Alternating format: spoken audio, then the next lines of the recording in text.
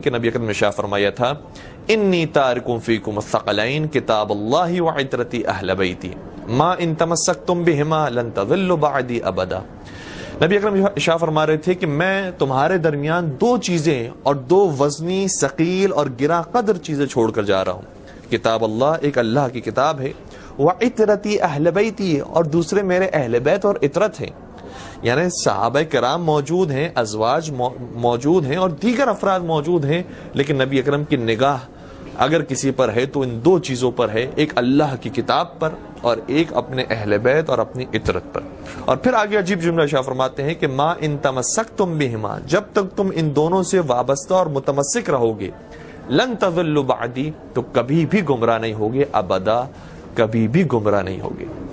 سب سے پہلا کام تو نبی اکرم نے فرمایا۔ اس کے بعد جب مدینہ لوٹے تو مدینہ لوٹنے کے بعد نبی اکرم کی طبیعت ناساز ہوئی، اور اس ناساز طبیعت کے اندر بھی نبی اکرم نے حکم فرمایا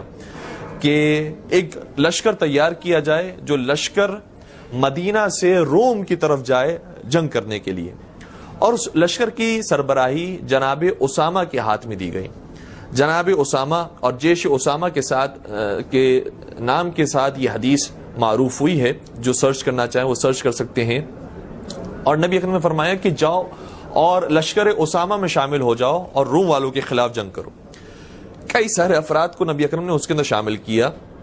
جن میں بطور خاص نام ملتا ہے خلیفہ اول کا، خلیفہ ثانی کا اور دیگر مشہور شخصیات کا، جن کے بارے میں احتمال تھا کہ شاید یہ حضرت علی مرتضیٰ کی خلافت اور امامت کو تسلیم نہ کریں۔ جب نبی اکرم نے حکم دے دیا تو بہت سے ایسے افراد تھے کہ جو جانے سے منکر ہو گئے اور نہیں گئے، اور اس بات کا اظہار بھی کتب اہل سنت کے اندر موجود ہے۔ الملل والنحل کے اندر یہ روایت بھی حتیٰ موجود ہے کہ نبی اکرم نے جب بار بار مسلسل نافرمانی ہوتی رہی تو اتنا سخت جملہ شاہ فرمایا کہ لعن اللہ من تخلف عنہ، خدا کی لعنت نازل ہو شخص کے اوپر کہ جو اسامہ کے لشکر میں جانے سے روگردانی کرے اور نہ جائے، ایسے شخص پر اللہ کی لعنت نازل ہو۔ روایات کے اندر یہ ملتا ہے کہ نبی اکرم نے ایک یہ کام کیا۔ دوسرا ایک کام یہ کیا کہ جب نبی اکرم کی وفات کا بالکل آخری وقت آیا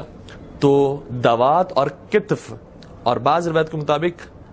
قلم اور قرطاس، یعنی یہ دو الفاظ، البتہ قرطاس کا لفظ فارسی زبان کا لفظ ہے کہ جو اردو میں بھی شامل ہو گیا ہے، ورنہ قلم اور دوات کے لفظ کو اگر سرچ کیا جائے یا دوات اور کتف کے لفظ کو اگر سرچ کیا جائے تو آسانی سے ان روایات کو ہم دیکھ سکتے ہیں کہ جس میں نبی اکرم نے شاہ فرمایا تھا کہ لے کر آؤ میرے سامنے وہ قلم و کرتاس، تاکہ میں تمہارے لیے ایک ایسا ہدایت نامہ لکھ کر جاؤں اپنے بعد، ایک ایسا وصیت نامہ لکھ کر جاؤں اپنے بعد کہ تم کبھی بھی گمراہ نہ ہو۔ تو بار بار نبی اکرم کی خواہش یہ تھی